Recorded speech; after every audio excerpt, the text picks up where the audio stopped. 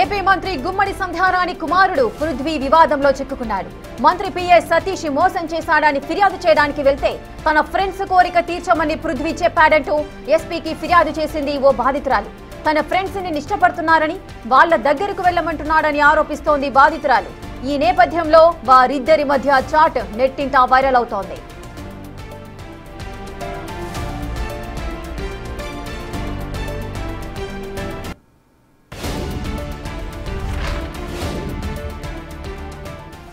ఇసుక ఏపీ మంత్రి గుమ్మడి సంధ్యారాణి కుమారుడు పృథ్వీ వివాదంలో చిక్కుకున్నాడు. మంత్రి పిఎస్ సతీష్ మోసం చేశాడని ఫిర్యాదు చేయడానికి వెళ్లింది ఆ బాధితురాలు. తన ఫ్రెండ్స్ కోరిక తీర్చమంటూ పృథ్వీ చెప్పాడంటూ ఎస్పీకి ఫిర్యాదు చేసింది. తన ఫ్రెండ్స్ ని ఇష్టపడుతున్నారని వాళ్ల దగ్గరకు వెళ్లమంటున్నాడని ఆరోపిస్తోంది బాధితురాలు. ఈ నేపథ్యంలో వారిద్దరి మధ్య జరిగిన వాట్సాప్ చాట్ నెట్టింట వైరల్ అవుతోంది.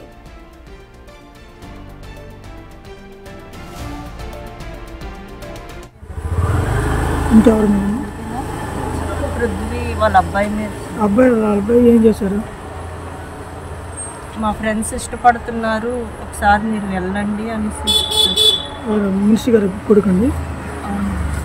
ఏం పేరమ్మా? పృథ్వీ.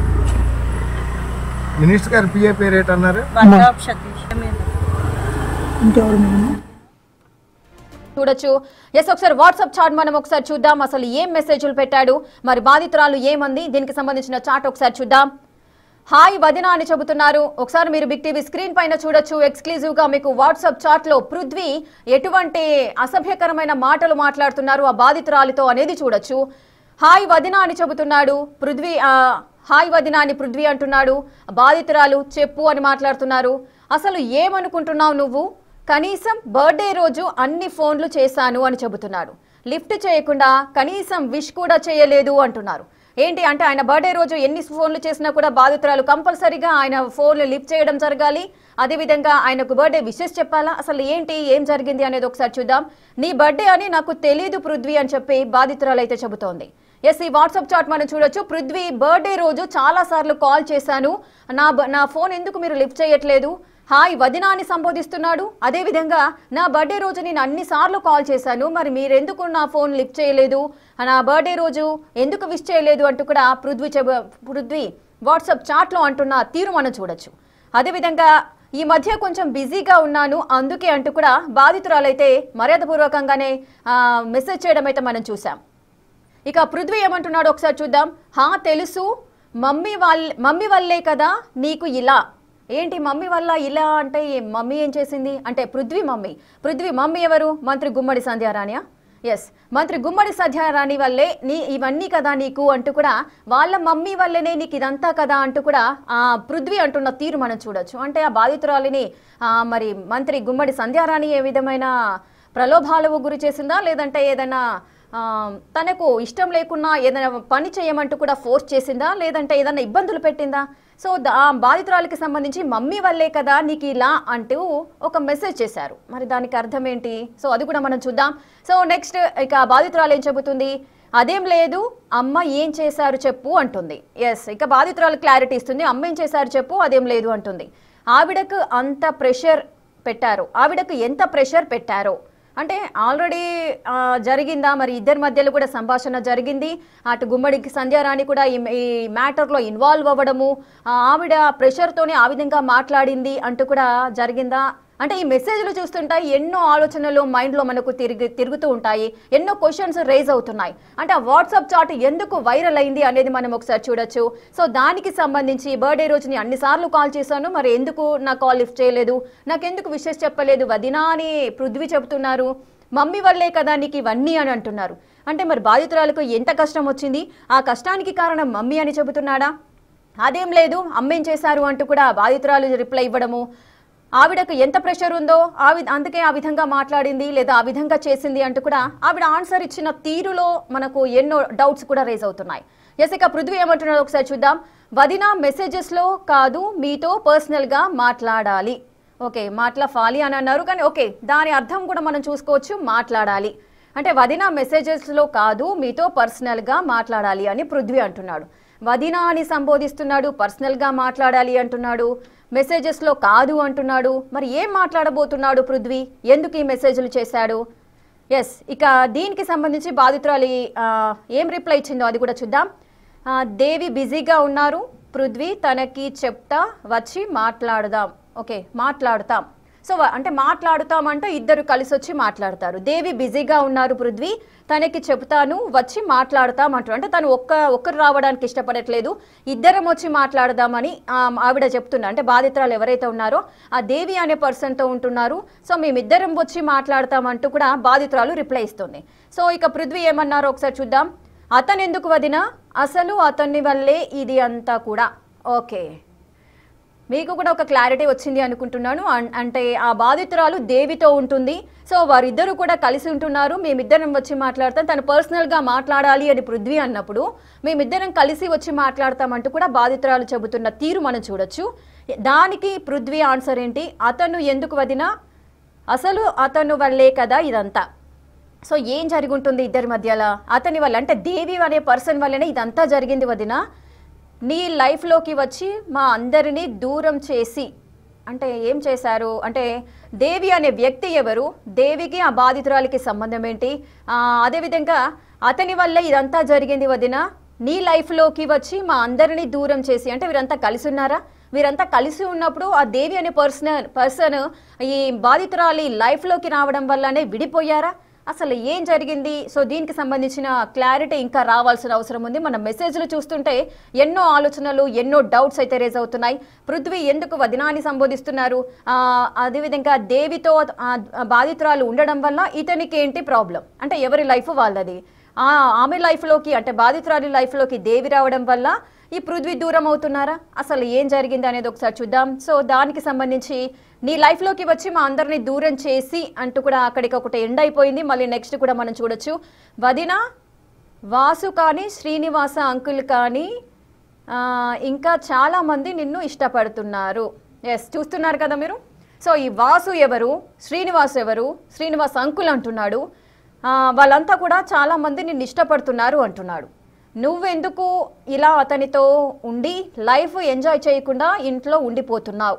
ఇప్పుడు ఈ ట్రాన్స్ఫర్ గోలో ఒకటి, అతన్ని వదిలే వదిన, నేను చెప్పినట్టు విను, పోనీ అతనితో ఉండు. ఏంటి ఇదంతా? ఎస్, మీరు చూస్తున్నారు మంత్రి కొడుకు పృథ్వీ. సో మంత్రి గుమ్మడి సంధ్యారాణి కుమారుడు పృథ్వీ బాధితురాలతో ఏ విధమైన చాట్ చేస్తున్నాడు. నువ్వు ఆల్రెడీ దేవి అనే పర్సన్తో ఉంటున్నావు, అతనితో ఉండడం వల్లే మా అందరితో నువ్వు విడిపోయావు, అతని వల్లే నీకు ఇదంతా జరిగింది, అతనితో ఉండి నువ్వు లైఫ్ని ఎంజాయ్ చేయలేకుండా ఉండిపోతున్నావు, ఒకసారి నా మాట విను అంటూ కూడా ఎంత చక్కగా తన ఫ్రెండ్స్ దగ్గరికి వెళ్ళు, అతను నిన్ను చాలామంది ఇష్టపడుతున్నారు అంటూ ఎంత వల్గారిటీని ఎంత నైస్గా చెబుతున్నారో మనం చూడొచ్చు. ఎస్, ఇక పృథ్వీ యొక్క మైండ్ సెట్ ఏ విధంగా ఉంది, పృథ్వీ మాటలు ఏ విధంగా ఉన్నాయో వాట్సాప్ చాట్లో ఎలా మాట్లాడుతున్నారు అనేది మనం చూడొచ్చు. ఇంట్లో ఉండిపోతున్నావు అతని వల్లే, ఇప్పుడు ఈ ట్రాన్స్ఫర్ గోల్ ఒకటి, అతన్ని వదిలే వదిన, నేను చెప్పినట్టు విను, పోనీ అతనితో ఉండు.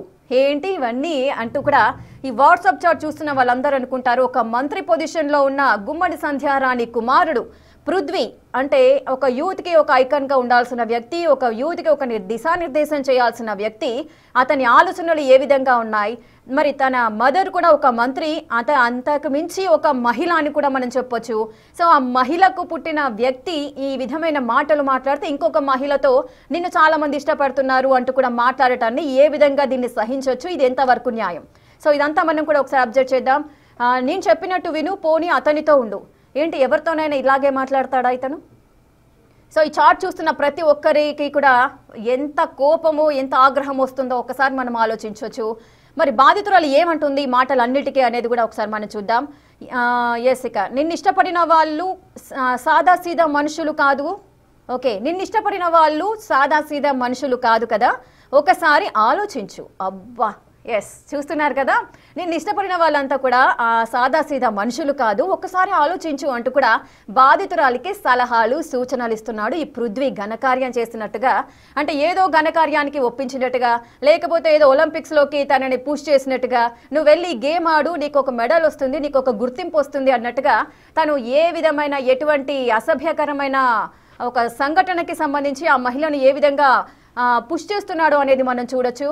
నిన్ను చాలామంది ఇష్టపడుతున్నారు, ఒకసారి నువ్వు వెళ్ళి నిన్ను చాలా మంది ఇష్టపడుతున్నారు, ఆ దేవితో ఉండి నువ్వు లైఫ్ అంతా వేస్ట్ చేసుకుంటున్నావు, వీళ్ళందరినీ ఇష్టపడుతున్నారు కదా, వాళ్ళంతా కూడా సాదాసీదా మనుషులు కాదు అంటూ కూడా వాళ్ళ గురించి వాళ్ళ ఫ్రెండ్సా మరి ఎవరు అంకుల్ శ్రీనివాస అంకుల్ అని చెబుతున్నాడు, వాసు అని చెబుతున్నారు, మరి ఎవరు వీళ్ళంతా అనేది కూడా తెలియాల్సిన పరిస్థితి. ఈ విషయం అంతా కూడా ఈ చాటింగ్లో ఈ పేర్లు ఎవరెవరైతే ఉన్నాయో వారంతా కూడా బయటికి రావాల్సిన అవసరం కూడా కనిపిస్తోంది.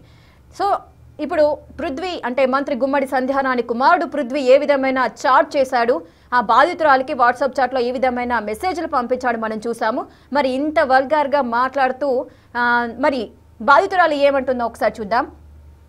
నీకు ఎలా కనిపిస్తున్నాను అసలు, ఓకే నీకు ఎలా కనిపిస్తున్నా అసలు, బజారు దాన్ని అనుకున్నావా, అయినా మీలాంటి వాళ్ళకి చాలామంది దొరుకుతారు, నన్ను ఎందుకు తీస్తున్నారు.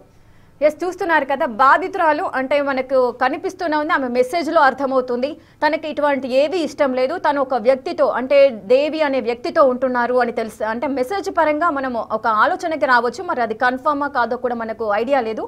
సో నేను దేవిని తీసుకొని వస్తాను, నువ్వు ఒంటరిగా మాట్లాడదామన్నావు కాబట్టి నేను దేవిని తీసుకొని వస్తాను, మేమిద్దరం వచ్చి మాట్లాడతాము అంటూ కూడా ఆ బాధితురాలు చెప్పిన అంటే మెసేజ్ చేసిన సిచ్యువేషన్ని బట్టి చూడొచ్చు.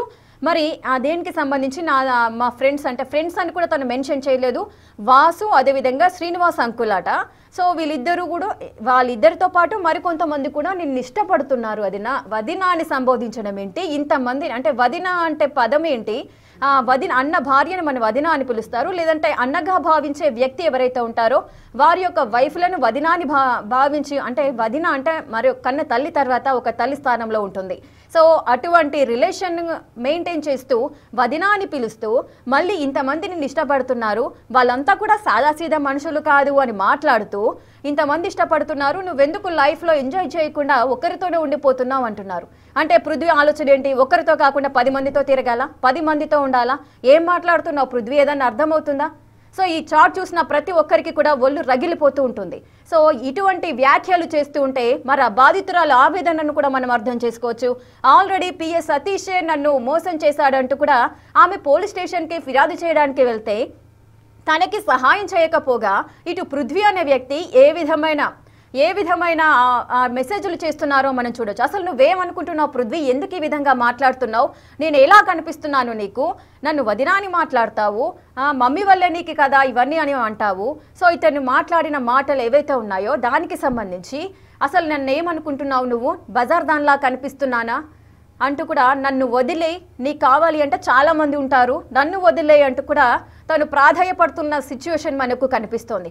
ఏంటి వాట్సాప్ చాట్ అంటే ఏంటి, అసలు పృథ్వీ ఎందుకు ఈ విధమైన వ్యాఖ్యలు మాట్లాడుతున్నారు, అసలు ఈ వాట్సాప్ చాట్లో నిజాలు ఎంతవరకు ఉన్నాయి, నిజంగానే పృథ్వీ చేశాడా ఈ వాట్సాప్ చాట్ అనేది. సో ఈ విషయాలన్నీ కూడా బయటికి రావాల్సిన అవసరం ఉంది.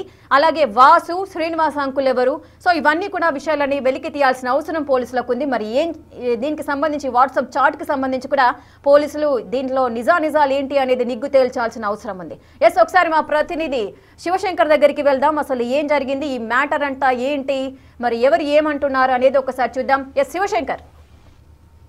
శివశంకర్ మనం వాట్సాప్ చాట్ చూస్తున్నాము. శివశంకర్ వాట్సాప్ చాట్ లో మనకు పర్టికులర్ గా కనిపిస్తుంది పృథ్వీ అనే వ్యక్తి బాధితురాలికి అంటే మంత్రి గుమ్మడి సంధ్యారాణి కుమారుడు పృథ్వీ అనే వ్యక్తి బాధితురాలికి ఏ విధమైన అసభ్యకరమైన మెసేజ్లు చేశారో మనం చూస్తున్నాం. ఆ మెసేజెస్ లో కూడా చాలా ఎంత అంటే ఒకరు కాదు నిన్ను చాలా మంది ఇష్టపడుతున్నారు, వాళ్ళంతా సాదాసీదా వ్యక్తులు కాదు అంటున్నారు. అంటే సాదాసీదా వ్యక్తులు కాదు అంటే అంత పెద్ద వాళ్ళు ఉన్నారా ఈ ఇష్యూలో అంతా? రేఖ మనం చూసుకున్నట్లయితే అంటే ఇందులో నిజాలను అయితే పోలీసులు విచారణలో వెల్లడించాల్సిన అవసరం ఉంది. అయితే నిజమెంత అబద్ధం ఎంత కూడా పోలీసులు విచారణలో వెల్లడించాల్సిన అవసరం. ఎందుకంటే దీనిపై మంత్రి సంజయ్ పిఎస్ సతీష్ ఇప్పటికే తను సైబర్ క్రైమ్ పోలీసులకి అయితే ఫిర్యాదు చేస్తాను, ఇదన్నా మా ఫోన్లు హ్యాక్ చేసి వాళ్ళు కావాలని చాటింగ్ సృష్టించారైతే ఆయన చెప్తున్నాడు. సో ఒకసారి ఆయన చెప్పింది నిజమా ఆమె చెప్పింది నిజమా అనేది పక్కన పెడితే ఒకసారి వాట్సాప్ చాటింగ్ మాత్రం ఎంతో జుగుత్సాకరంగా ఉందని చెప్పుకోవచ్చు. ఎందుకంటే ఓవైపు వదినాన్ని పిలుస్తూనే మరోవైపు నేను బర్త్డేకి ఎన్నిసార్లు కాల్ చేశాను లిఫ్ట్ చేయలేదు అంటున్నాడు, మరోవైపు ఎంతో మంది నిన్ను ఇష్టపడుతున్నారు, వాళ్ళందరినీ వదిలేసి ఎందుకు నువ్వు జీవితాన్ని ఎంజాయ్ చేయడం లేదు, దేవి అనే ఒక వ్యక్తితో ఎందుకు ఉండిపోతున్నావో, బయటికి రాకుండా ఎందుకు అలా ఉండిపోతున్నావు, ఒకసారి జీవితాన్ని ఎంజాయ్ చేయి, నిన్ను ఎంతో మంది పెద్ద వాళ్ళు ఇష్టపడుతున్నారని చెప్పేసి చాలా అసభ్యకరమైనటువంటి మెసేజ్లు అయితే చేయడం జరిగింది. దానికి ఆమె కూడా చాలా ఘాటుగా రిప్లై ఇచ్చింది. నేను బజాదాన్లా కనిపిస్తానంటూ తాను కూడా చాలా ఘాటుగా రిప్లై ఇచ్చినటువంటి వాట్సాప్ చాటింగ్ మొత్తం మనం ఓవరాల్ గా చూసాం. అయితే ఇదే విషయాన్ని నిన్నటి వరకు ఆమె పోలీసులకు ఫిర్యాదు చేసింది. అయితే ఈ రోజు వాట్సాప్ చాటింగ్ అనేది బయటికి వచ్చింది. ఇది మొత్తం చాలా వైరల్ అవుతుంది. ఎందుకంటే స్టేట్ వైజ్ గా ఈ యొక్క విషయం అనేది చాలా సీరియస్ గా నడుస్తుందని మనం చెప్పుకోవచ్చు.